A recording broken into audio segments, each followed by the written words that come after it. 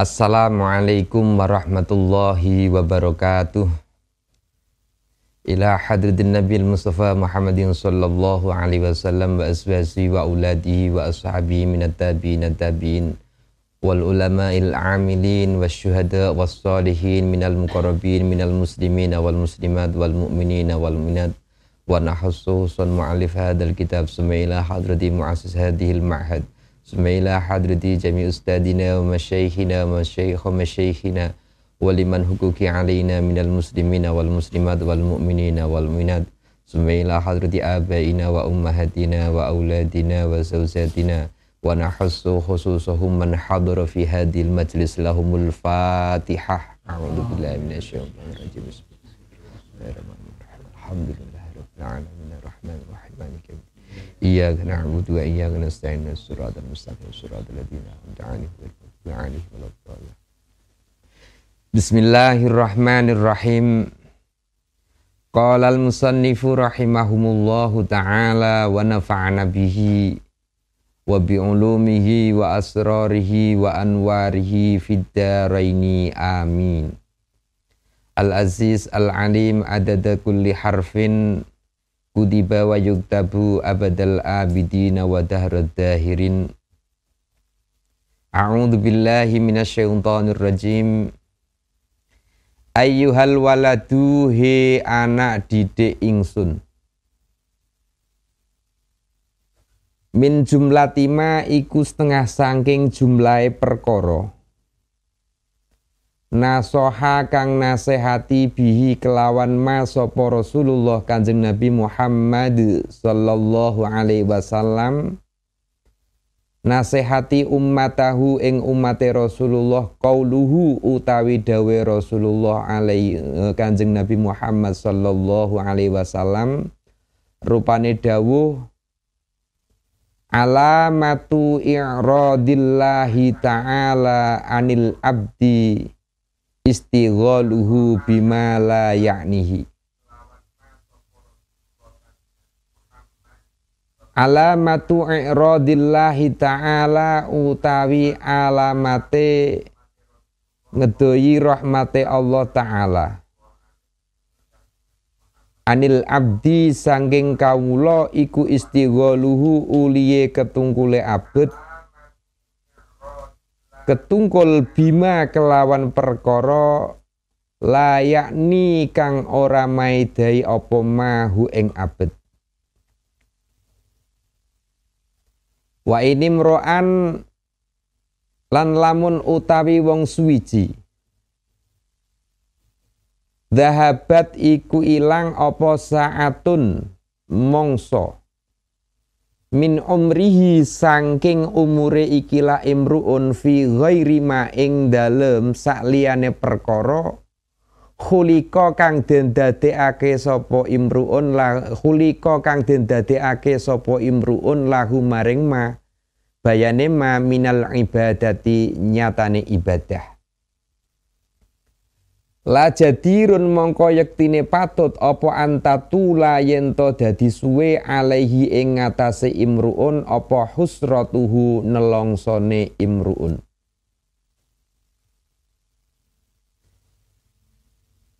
Waman utawi sapane wong iku jawaza nglewati sapa man al arba'ina ing umur 40. Walam yahlib lan ora menang apa khairuhu kebagusane ikilah man tawalam yahlib lan ora menangake apa khairuhu kebagusane ikilah man ala syarrihi ing atase kaolone man ya fal yatajahaz mongko becik cawis-cawis sapa man ilan nari maring neraka. Wa fi hadhihi nasihati lan iku ing dalem ikilah nasihat kifayatun utawi nyukupi li ahlil ilmi maring wong kang ahli ilmu. Al-Ghazali, Imam Al-Ghazali mengatakan, wahai anakku, merupakan sesuatu yang menjadi nasihat Rasulullah kepada umatnya, yaitu alamatu i'radillahi ta'ala anil abdi istighaluhu bima la ya'nihi. Indikator Allah itu menjauhkan rahmat kepada hambanya. Hambanya tersebut sibuk dengan sesuatu yang tidak ada manfaatnya. Ini indikator Allah itu menjauhkan rahmat kepada hambanya. Hamba tersebut disibukkan dengan sesuatu yang tidak ada manfaatnya. Ketika seseorang hilang kesempatan dari umurnya, tidak digunakan untuk beribadah, la jadirun antatula alaihi khusratuh, maka bersiap-siaplah orang tersebut akan bersedih dengan dirinya. Wa man jawaza al-arba'ina walam yabli khairu walam yaghlib khairuhu ala syarrihi falyatajahhaz ilan nari. Ini barang siapa yang sudah berumur 40 tahun sedangkan kebaikannya itu dikalahkan oleh keburukannya, maka siap-siaplah orang yang seperti itu untuk masuk di dalam neraka. Na'udzubillah min dzalik. Ini pukulan keras bagi kita. Kita ini hampir umur 40 tahun, tapi dalam keseharian kita ini kejelekan, keburukan itu mengalahkan kebaikan kita. Ya. Ini menjadi cambuk bagi kita. Ketika kita sudah berumur 40 tahun, maka kita harus bersiap-siap menjadi lebih baik. Karena umur 40 tahun ke atas itu menentukan baik dan jelek kita. Rasulullah ketika menerima wahyu juga umur 40 tahun. Meskipun ada yang mengatakan lebih sedikit. Begitu juga kita ini, kalau kita menginjak umur 40 tahun, maka perbanyaklah dengan urusan akhiratnya. Dan hal itu memang harus kita lakukan. Nah, ini nasihat ini cukup bagi orang yang mempunyai ilmu. Kalau yang tidak mengetahui ilmu ini, ya tidak bisa melakukan. Maka sudah sepantasnya ketika kita berumur atau menginjak umur 40, ini sudah saatnya kita ini menurunkan ego kita, menurunkan idealis-idealis keduniawian kita untuk dipersiapkan dalam urusan akhirat. Ayyuhal waladu, he anak didik ingsun, an-nasihatu utawi nasihat iku sahlatun gampang, wal muskilu utawi perkara kang angel iku qabuluha nrimo ing ikilah nasihat. Li'annaha krana sak temenin nasihat fi madzaki mutba'il hawa, ing dalem perasaane pira-pira wong kang manut hawa nafsu iku marratun pait.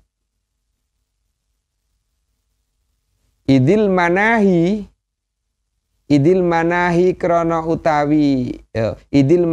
nalikane utawi perkara kang den cegah iku mahbubatun den demeni fi kulubihim ing dalem pira-pira atine ikilah wong kang anut hawa nafsu. Ketahuilah anakku, Imam Al-Ghazali mengatakan memberi nasihat itu mudah. Tapi ya, menerima nasihat itu terasa sulit. Apalagi bagi orang yang sedang terlena oleh hawa nafsu. Dan itu rasanya pahit sekali, pedih sekali. Nah ini, Kalau kita renungkan kata-kata ini, an-nasihatu sahlatun wal muskilu qabuluha li'annaha fi madzaki mutsbil hawa marratun idil manahi mahbubatun fi qulubihim. Redaksi ini banyak menyinggung orang lain. Mengapa? Ketika seseorang itu sedang mengikuti hawa nafsunya kok dinasehati, yang terjadi adalah konflik. Biasanya begitu. Makanya sulit diterima. Nasihatinya, memberi nasihatnya gampang, tapi menerima nasihat itu yang sulit karena posisinya itu sedang mengikuti hawa nafsu. Padahal hawa nafsu itu ya dalam hal keduniawiannya itu yang terjadi pada dirinya. Akhirnya merasa tersinggung. Marah-marah, begini-begini. Sampean nyinggung saya ya, begini-begini ya gitu. Padahal ini ngaji loh. Ngaji gitu. Makanya kalau kita tidak tahu ujung pangkalnya, ya akhirnya ya tersinggung gitu. Maka ini karena ini dawuhnya Imam Al-Ghazali, kita tahu, kita ngaji, ya kita harus menekan ego kita. Wa alal khususi lan ing atase khusus liman kedue wong kana kang ana sapa man iku talibal ilmi wong kang golek ngilmu ar-rasmiyi kang bangsa dhahir. Wa mustagilan lan ketungkul fi fadlin nafsi ing dalem ngunggulake utawa fi fadlin nafsi ing dalem ngunggulake awak. Wa manaqibid dunya lan ceritane urusan duniawi. Nah, nasihat ini lebih-lebih bagi thalabul ilmi atau orang yang sedang sibuk membangun image, atau orang yang sedang sibuk dengan urusan duniawi. Ini kok dinasehati, dia pasti akan marah-marah. Makanya dalam ilmu tasawuf itu ada tingkatan guru, itu ada yang tingkatannya pertama itu ada yang tarbiyah, ada yang roqiyah gitu ya. Ada yang roqiyah, ada yang ilmiah. Kalau nggak salah begitu. Yang ilmiah itu guru yang memang mentransfer keilmuan. Keilmuan, mentransfer saja. Tapi itu masih kurang. Dibutuhkan yang tarbiyah. Kalau yang tarbiyah itu ketika muridnya itu dalam posisi mencari ilmunya ini masih ada rasa-rasa males, maka guru yang seperti itu, yang mentarbiyah itu memberi motivasi. Sehingga murid yang ngaji itu menjadi semangat. Beda kalau yang sudah ruqyah ini, beda lagi. Ruqyah ini sudah sambung doa. Ketika muridnya itu males, gurunya itu dongo, berdoa kepada Gusti Allah dan nyambung dengan hatinya dengan anak itu, dan anak itu berubah dengan sendirinya. Nah, kalau kita ini mempunyai guru tiga-tiganya ini, maka berbahagialah kita ketemu dengan guru yang semacam itu. Karena guru yang seperti itu, kalau saya menggambarkan, ibarat dokter yang memang betul-betul spesialis, tahu kekurangan penyakitnya itu di mana, maka resepnya itu tidak salah dan harapannya sembuh itu ada, terlepas dari kullu syai'in minallah. Itu. Makanya mencari guru itu tidak mudah. Hari ini guru, apalagi guru yang urusannya dengan akhlak kita, dengan hati kita, tidak mudah. Ibarat dokter itu, ya kalau ketemu dengan yang spesialis itu, akhirnya resepnya itu pas, dan kita ini ada harapan sembuh. Ya, dengan ikhtiarnya itu ya kullu syai'in biidznillah, ada harapan sembuh. Nah, hari ini mencari guru yang seperti itu sangat-sangatlah sulit. Sangat-sangatlah sulit. Maka dawuh guru saya, mencari guru urusan akhirat itu jauh lebih sulit ketimbang guru urusan duniawi. Ini. Nah,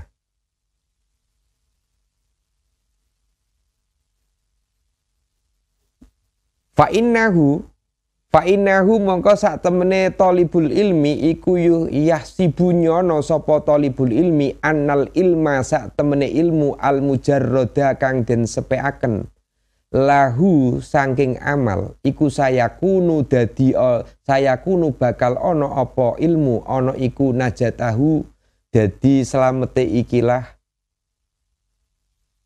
wong wa khulasahu lan slamete ikilah talibul ilmi fihi ing dalam ilmu wa annahu lan sak temene ilmu iku mustanin ora butuh anil amali saking amal.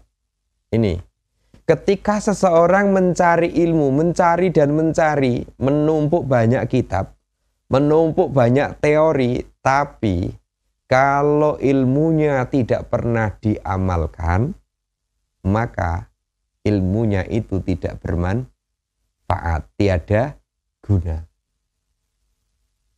Maka nyambung dengan keterangan kemarin, ilmu yang tidak bermanfaat itu ibarat sebuah pepohonan yang tumbuh subur, rindang, terus muncul bunganya, tapi tidak berbuah. Ini. Maka ini pukulan keras bagi orang yang mencari ilmu.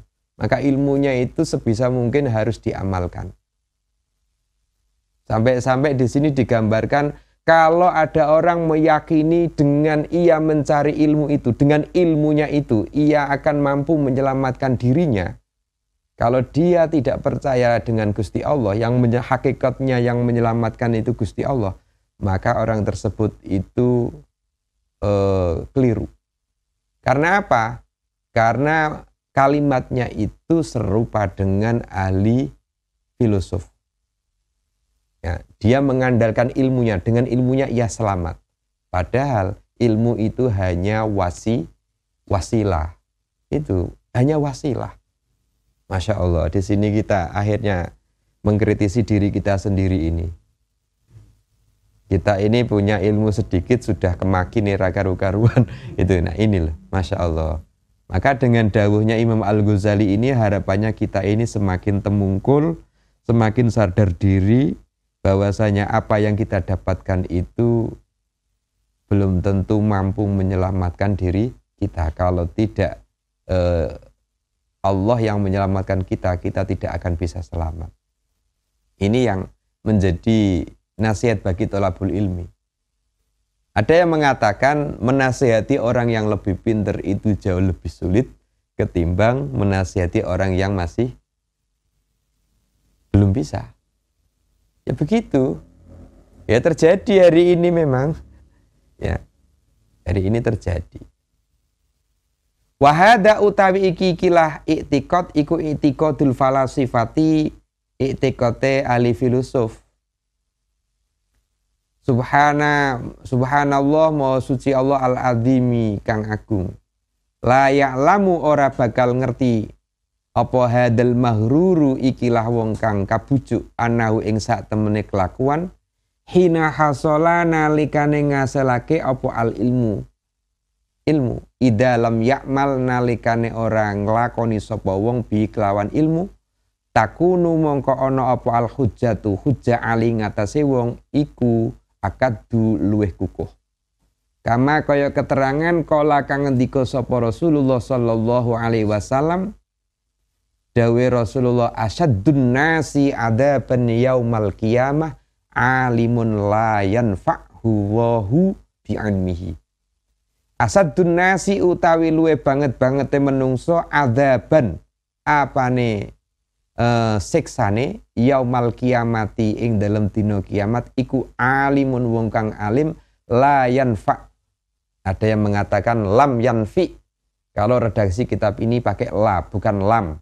Ya. La yanfa ora paring manfaat hu ing alim sapa Allahu Gusti Allah bi ilmihi kelawan ilmune alim.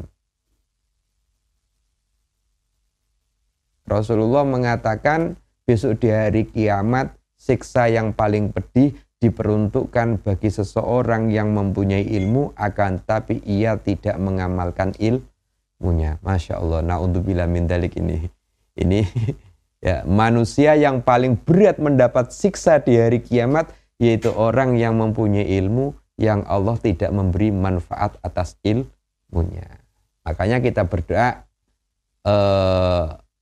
Allahumma inni a'udzubika min ilmin la yanfa' wa du'ain la yusma' itu.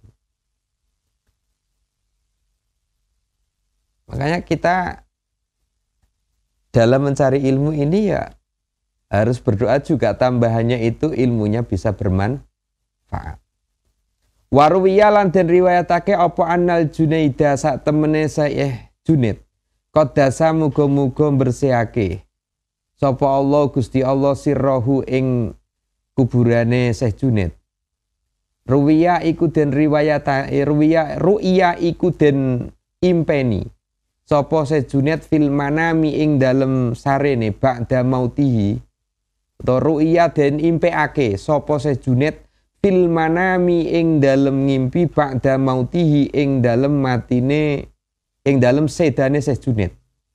Fakila mongko nuli den ucapake lahu maring Syekh Junaid ma iku apa al khobaru utawi khobar ya Abul Qasim he Syekh Qasim.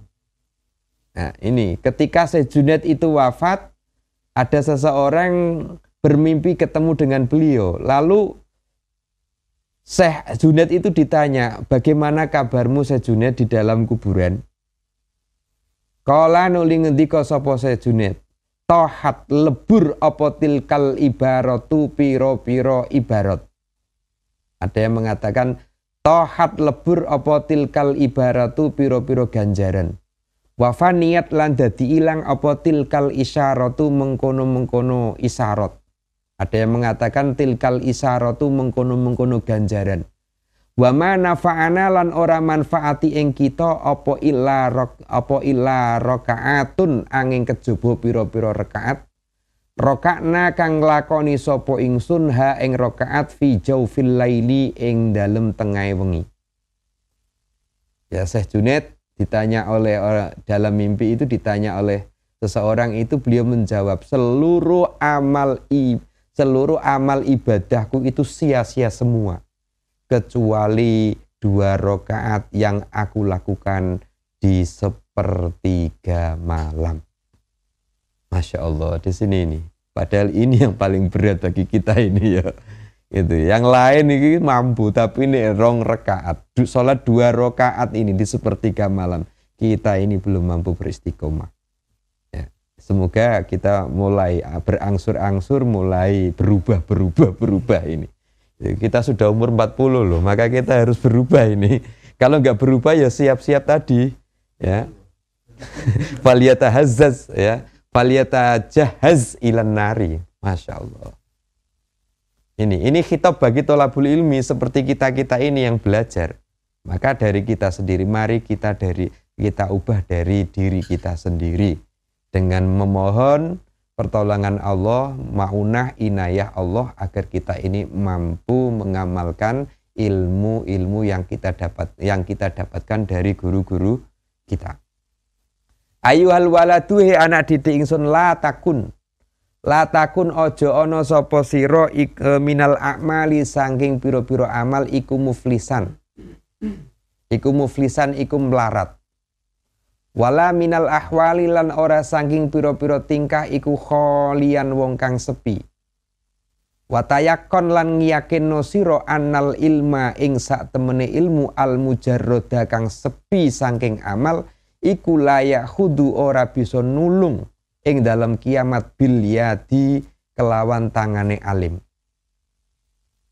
Misaluhu utawi contone annal ilma al mujarrada ila akhiri iku laukana lamun ono iku ala rajulin ing atase wong lanang fi bariyatin ing dalem alas apa asratu asyafin 10 pira-pira pedang hindiyatin kang bangsa Hindi ma'a aslihatin sartane pedang ukhra kang liya. Wa kana lan ana sapa ar-rajulu wong lanang iku sujaan kendel. Wa ahla harbin lan ahli perang.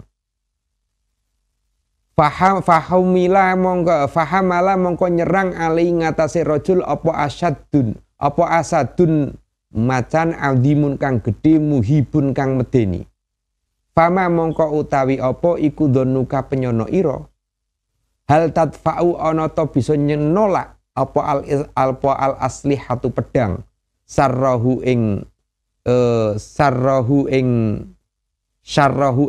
kaolone ikilah asad anhu sanging rajul bila istikmaliha kelawan tanpa nggunakake ikilah pedang wadur biha lan mukulake ikilah pedang. Wa minal maklumi lan iku setengah sanging perkara kang kinawroan utawa minal maklumi lan iku setengah sanging perkara sing maklum annaha sak temene pedang iku la tadfa'u ora bisa nolak apa pedang illa bitahriki angin kejubu kelawan ngubahake wadzurbi lan mukulake. Ini digambarkan, wahai anakku, la takun minal a'mali muflisan. Dirimu jangan sampai tidak pernah beramal baik.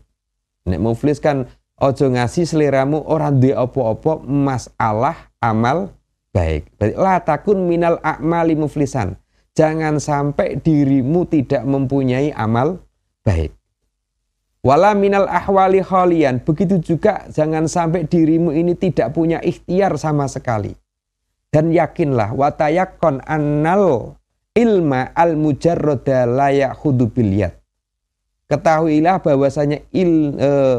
bahwasanya ilmu yang tidak disertai dengan beramal, maka ilmu tersebut tidak bisa bermanfaat.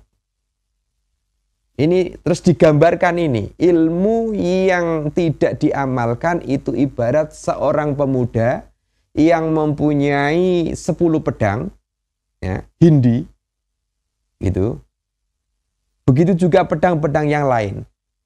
Dia juga seorang pemberani, dia juga ahli dalam berperang. Tapi ketika ia diserang oleh macan, diserang oleh macan, ya, yang garang, lalu apa yang Anda bayangkan? Apakah pedang itu akan bermanfaat bila pedang itu tidak digunakan atau disabetkan ke macan tersebut? Tentunya pedang itu tidak akan bermanfaat manakala tidak digunakan untuk mencegah, menghalau garangnya hewan yang berupa macan. Ini gambarannya. Berarti ilmu yang tidak bermanfaat itu gambarannya kita punya pedang, 1000 pedang, katakanlah gitu. Kita mempunyai 1000 pedang, tapi pedang itu tidak kita gerakkan, tidak kita ikhtiari untuk menghalau atau melindungi diri kita. Dengan cara apa? Dengan cara menyabetkan pedang itu ke macan. Ya sudah, tiada guna ilmu kita. Nah, ini bisa kita kembangkan. Contoh, kita punya kawan yang ahli pertanian, kuliah di pertanian, katakanlah di unsur pertanian, gitu ya. Ini yo enggak iklan, enggak, contoh ini loh. Kita punya kawan yang ahli bertani dalam bidang ilmu pertanian, tapi teori yang sekian tahun dia ini riset dan riset. Dia sampai membuat buku, sampai dia juga menjadi profesor katakanlah. Tapi ilmunya yang ia pelajari ini tidak pernah dipraktekkan, maka ilmunya ini tidak bermanfaat. Ingat, ya, ingat. Salah satu tadi di atas tadi, ya, orang manusia besok di yaumil kiamah itu yang paling disiksa awal, yang siksanya paling pedih yaitu orang yang tahu ilmu tentang sesuatu tapi ilmu tersebut tidak, ya, oleh Allah tidak dibuat bermanfaat. Ya Allah, ini na'udzubillah min dzalik, begitu. Maka ini satu ketakutan kita tersendiri. Kita banyak ilmu, tapi ilmu kita tidak pernah bermanfaat. Ini jangan-jangan ya Allah ini, hakikatnya ya Allah yang membuat manfaat dan tidaknya seseorang itu ya Allah sih. Maka ada ulama yang mengatakan yang bisa mengetuk takdir yaitu dengan doa. Maka kita berdoa semoga ilmu kita bermanfaat. Begitu. Sampai dikatakan ini, Syekh Junaid ini seluruh amal ibadahnya, seluruh pahalanya itu tidak bermanfaat. Kecuali apa? Sholat sunnah 2 rakaat di sepertiga malam. Masya Allah ini. Ya, dalam hal ilmu apapun, monggo panjenengan yang konsentrasi di bidangnya masing-masing, itu monggo ilmunya itu diamalkan. Nggak masalah yang umum, yang agama apalagi. Ini ada kawan yang dari Tegal, kebetulan ini sedang di Banyumas ini, TPL di Rumah Sakit Aji Barang ini. Dia ini jurusannya fisioterapi. Monggo diniati ilmu fisioterapi panjenengan ini kan ilmu kedokteran. Tapi diniati apa? Membantu sahabat-sahabat kita yang sedang sakit. Diamalkan betul itu, enggak hanya sekedar sekolah tok sarjana fisioterapi gitu, rampung dapat ijazah, enggak hanya gitu. Ternyata kita ini ada tuntutan lain, yaitu mengamalkan ilmu. Nah, saya mengutip kalimatnya Habib Lutfi itu, yang pernah saya dengar itu salah satu, begini, kalau harta benda itu ada zakatnya dengan cara mengeluarkan, ya, dengan cara mengeluarkan 2,5%, gitu kan. Tapi kalau ilmu itu zakatnya adalah dengan cara mengajarkan. Ini ya, dengan cara mengajarkan. Nah, dari sini nanti makom kita naik. Kalau kemarin barang siapa yang belajar, ya, terus mengajarkan, lalu mengamalkan, atau dibalik, barang siapa yang belajar lalu mengamalkan ilmunya, lalu mengajarkan kepada orang lain, maka Allah akan memberi ilmu yang belum pernah ia pelajari. Nah, di sini tingkatan kita ini makomnya kedua. Kita mencari ilmu lalu mengamalkan. Ya, jangan sampai ilmu yang kita dapatkan dari bangku sekolah, ya, bangku sekolah itu tidak hanya di kampus, ya, dari pesantren, dari ustadz-ustadz, dari para kiai, jangan sampai tidak bermanfaat. Ilmu apapun, yang penting ilmu tersebut tidak digunakan untuk melanggar syariat. Gitu. Pasti ilmu apapun pasti bermanfaat. Bahkan ada ulama yang mengatakan belajar santet itu ya boleh, kalau memang hanya untuk belajar, tidak untuk nyantet gitu. Biar apa? Biar kalau ada orang kesantet dia jadi tahu cara mencegahnya. Tapi kan yang selama ini kita sering tergoda. Kalau kita punya santet ini tergoda untuk menyantet. Sama saja kalau ada orang ini mempunyai doa biar cepat kaya. Ini ya, biar cepat kaya. Kira-kira ingin mengamalkan enggak? Nah, sayangnya ini kadang-kadang kita ini mengamalkan itu ilmu itu yang orientasinya itu duniawi saja. Gitu loh. Yang untuk urusan akhirat ini, ya, ini jarang, gitu ya. Sama halnya ketika anak muda, kalau masih usia-usia santri itu mempunyai ilmu mahabbah gitu. Ya, ilmu mahabbah itu kepinginin jajal gitu.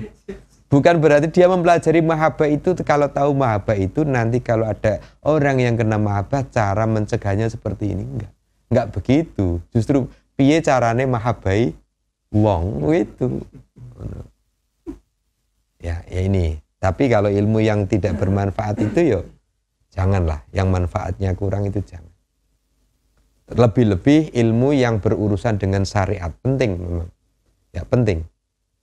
Ya, karena Rasulullah itu diutus untuk di samping memang menyempurnakan akhlak itu ya Rasulullah itu mengajarkan syariat. Dengan syariatnya ini kita ini nanti paling tidak menjadi ada kesaksian bahwasanya kita ini mengikuti syariatnya Nabi Muhammad. Maka ilmu syariat penting. Kalau dalam kaidah qawaidul fikih itu nahnu nahkumu bidzawahir. Yang namanya menghukumi seseorang itu yang melihat apa yang tampak. Sebagai contoh begini, misalkan Pak Awaludin itu ketika di absen ngaji gini, Pak Awaludin tiba-tiba nggak ada orangnya gitu kan, nggak ada orangnya gitu. Tapi ketika suatu saat saya ketemu sama orangnya, Pak Awal, kemarin kok nggak rawuh, lagi anak apa? Wong kula dugi kok, Mas. Kula dugi. Terus kok mboten ketinggal? Nggih, kula niku nembe ngangge ilmu ngilang. Dadi ini asline iki kula niku ning sampinge jenengan ngaos sing ngertos sedanten kula. Jenengan criyos napa niku kula ngertos sedanten. Apakah saya bisa menghukumi bahwasanya Pak Awal itu hadir di majelis pengajian ini? Ya enggak bisa, karena saya tidak melihat sesuatu yang tampak dari wujudnya Pak Awal meskipun pakai ilmu. Cara di absen ngono iki tak gaib tetepan. Ngono, ora iso hadir gak bisa. Nah, itu. Soalnya ini urusan absen itu urusan syariat kan, apa yang tampak. Beda dengan urusan yang tidak syariat, misalkan hakikat. Maka sampai dikatakan, saya masih ingat di kitab Al-Bajuri, ada seseorang itu kehilangan sapinya. Ada seseorang yang kehilangan sapinya oleh orang yang ahli hakikat. Yang nyuri itu si A itu. Tapi ketika dihukumi yang nyuri si A, ternyata tidak ada bukti-buktinya. Nah ini akhirnya yang hakim ini menghukumi bingung, yang pakai syariat. Loh kalau saya menghukumi si A itu mencuri sapimu, paling tidak kan sapinya itu ada. Bukti-buktinya itu ada. Lalu dia yang dituduh itu, buktikan kalau saya itu mencuri. Wong saya enggak ada hewan, saya tidak memegang hewannya kok. Itu. Nah ini, maka dalam menghukumi sesuatu itu ya, kalau urusan yang dohir ya harus dengan ilmu dohir itu.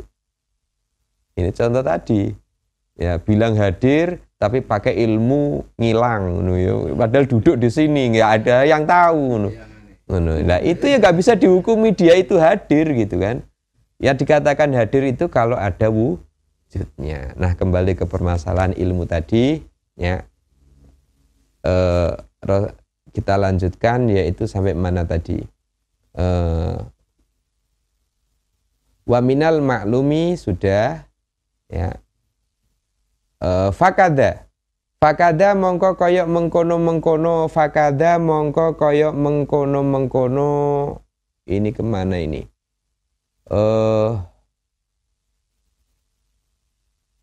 fakada mongko kaya mengkono al-madkurat min la takun minal a'mali muflisan ila akhirih. Ini agak jauh ini. Lau qara'a lamun maca sapa rajulun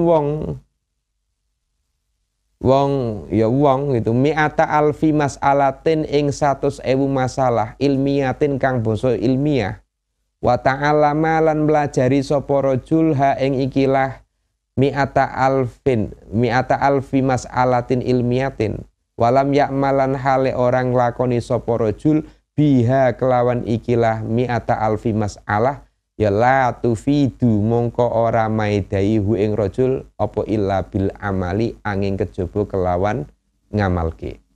Ini dicontohkan ini. Andai saja ada seseorang mempelajari 1000 masalah yang bersifat ilmiah. Kali ini kan banyak orang melakukan riset-riset begitu ya. 100.000 masalah ini ilmiah. Dia mempelajari dengan betul. Tapi dari hasil riset dan penelitiannya ini tidak ada satupun yang diamalkan. Maka hal itu tidak berguna. Ini Masya Allah.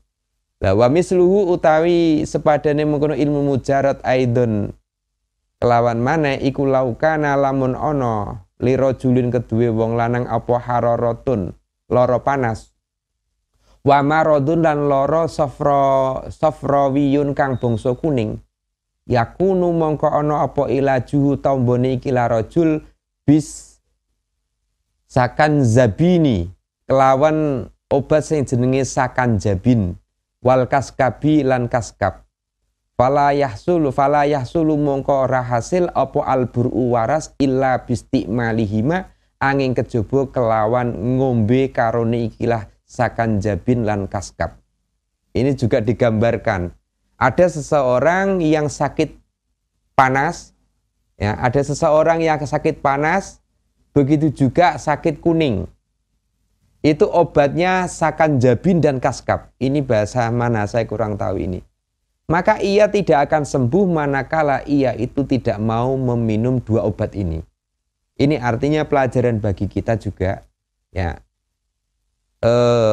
tadi kalau sakan jabin dan kaskab ini menjadi obat panas dan obat sakit kuning, ini obatnya ya ini harus diminum. Kalau nggak diminum, ya jangan harap sembuh. Ini urusan syariat lah ya. Maka di sini harus ada ikhtiar. Nah, kadang-kadang ada orang sakit panas, ada orang sakit kuning, sudah dikasih obat, tapi obatnya tidak mau minum. Ya jangan harap kesembuhannya. Ya, selain itu juga kita juga, ini urusan syariat. Tapi kita ketika ikhtiar ini dengan meminum obat juga, ini kita meyakini bahwasanya wasilah obat ini, ya, wasilah obat ini semoga Allah menyembuhkan penyakit. Tentu yang memberikan seseorang itu sehat dan tidaknya itu ya Allah, tapi kan wasilah gitu kan. Maka inilah madzhab Ahlussunnah wal Jamaah itu dalam hal ikhtiar begini ini sangat penting kita lakukan. Madzhab Ahlussunnah wal Jamaah itu dalam urusan sesuatu itu selalu mengedepankan ikhtiar dulu. Tidak terlalu ekstrim kanan menjadi Mu'tazilah, juga tidak terlalu ekstrim kiri yaitu menjadi Jabariyah. Mu'tazilah itu terlalu rasional, tapi Jabariyah itu ya terlalu pasrah. Tapi madzhab Ahlussunnah wal Jamaah itu mengajari kepada kita dalam melakukan sesuatu itu kita harus bekerja keras, ikhtiar semaksimal mungkin, ya tetap perencanaannya itu harus bagus betul, harus kita lakukan betul. Nanti urusan terakhir yaitu hasil. Hasil itu urusannya Gusti Allah. Kalau kita nggak meyakini hasil itu urusannya Gusti Allah, ini diharapkan ini nanti kalau tidak berhasil itu malah bisa stres. Contoh begini, ada orang yang sangat Mu'tazilah dalam perencanaannya itu sangat bagus. Terus step by step perencanaannya dilakukan dengan bagus. Ternyata hasilnya tidak sesuai dengan rencana. Kalau tidak meyakini bahwasanya Allah itulah yang menentukan hasilnya, itu kalau nggak punya keyakinan yang semacam itu, nanti bisa stres. Ujung-ujungnya bisa gantung diri. Ini loh. Orang-orang yang putus asa itu biasanya terlalu rasionalis. Itu terlalu rasionalis. Makanya madzhab Ahlussunnah wal Jamaah mengajari pada kita dalam urusan ikhtiar kita harus bekerja keras semaksimal mungkin, tapi dalam urusan hasil kita ini pasrah kepada Gusti Allah. Sehingga kita ini ya biasa-biasa saja. Ya wis. Ya, yang penting kita sudah bekerja keras, sudah ikhtiar. Ternyata hasilnya kok tidak sesuai dengan planning, ya wis. Ya, gitu kan. Kita kembalikan kepada Gusti Allah, akhirnya jadi adem. Tidak stres. Itu proyek sudah ditata sedemikian rupa ya dengan budgetnya yang sudah tertata rapi, dengan perencanaannya rapi. Ternyata tombok ya wis gitu. Nah ini loh.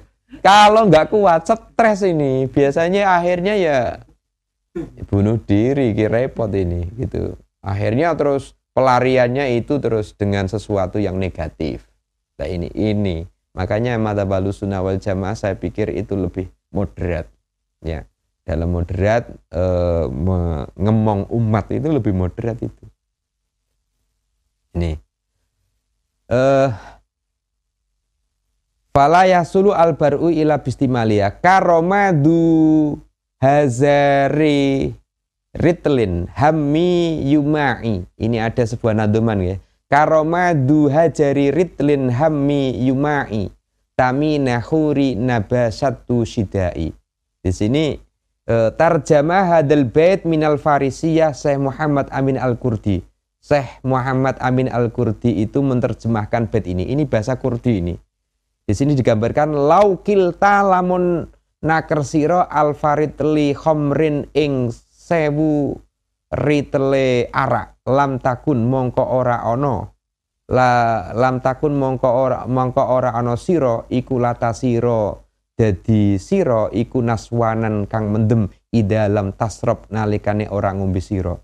Ini digambarkan ada seseorang yang mempunyai 1000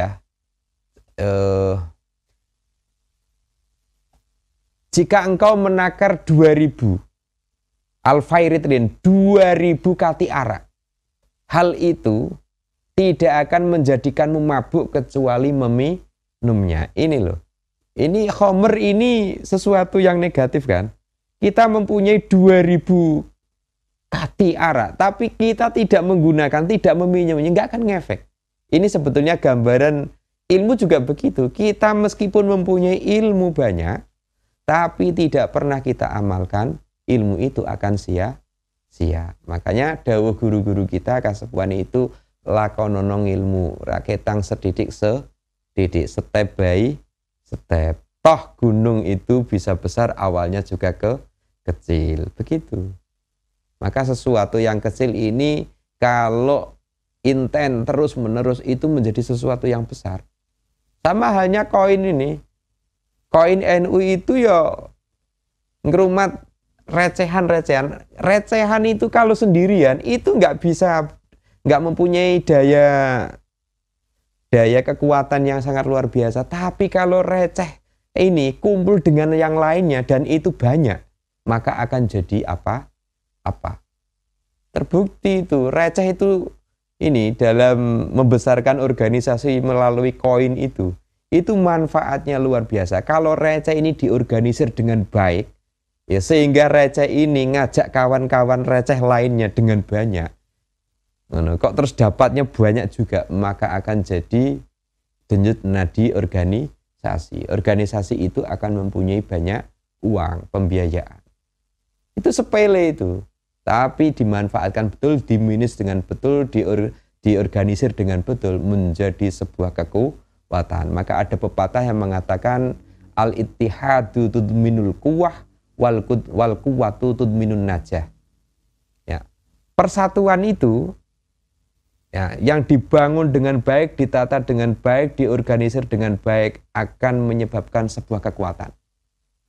Nah, ketika kekuatan itu terorganisir dengan baik, maka akan menimbulkan, akan menghasilkan atau outputnya itu menjadi sebuah kesuksesan.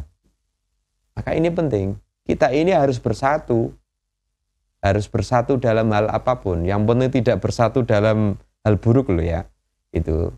Maka Sayyidina Ali mengatakan al-haqqu bila nidhamin yahlibul batil bin nidham. Ya. Kebaikan yang tidak diorganisir dengan baik, maka kebaikan tersebut akan dikalahkan dengan keburukan yang diorganisir dengan baik dan masif. Nah ini, begitu juga ilmu yang kita dapatkan ini, ya kita ngaji berpuluh-puluh tahun dapat ilmu banyak, tapi ilmu itu tidak pernah kita bariskan menjadi sebuah program ilmu yang bermanfaat, menjadi ilmu yang bisa dimanfaatkan oleh masyarakat luas. Ya ilmu itu tiada guna, maka akan dikalahkan dengan sesuatu yang tidak baik ini. Nah ini penting. Nah ngaji kita pada malam hari ini itu dalam rangka memberikan pencerahan bagi kita sendiri ya, agar tahu pentingnya sebuah ilmu. Jadi mencari ilmu itu belum cukup, tapi langkah kedua yaitu harus diamalkan semampu kita. Oleh karena itu kita berharap apa yang kita dapatkan dari ngaji kita ini menjadi pondasi dasar pada diri kita, bahwasanya kita dalam mencari ilmu itu sedikit apapun yang kita dapatkan harus kita berusaha untuk mengamalkan. Tentunya kita dengan berdoa kepada Allah, semoga Allah memberi kekuatan, memberi pertolongan kepada kita untuk bisa mengamalkan ilmu yang kita dapatkan dari ngaji-ngaji kita. Demikian yang dapat saya sampaikan pertemuan pada malam hari ini. Semoga bermanfaat bagi kita semua. Kurang lebihnya saya mohon maaf dan saya akhiri wallahu a'lam bishawab. Wassalamualaikum warahmatullahi wabarakatuh.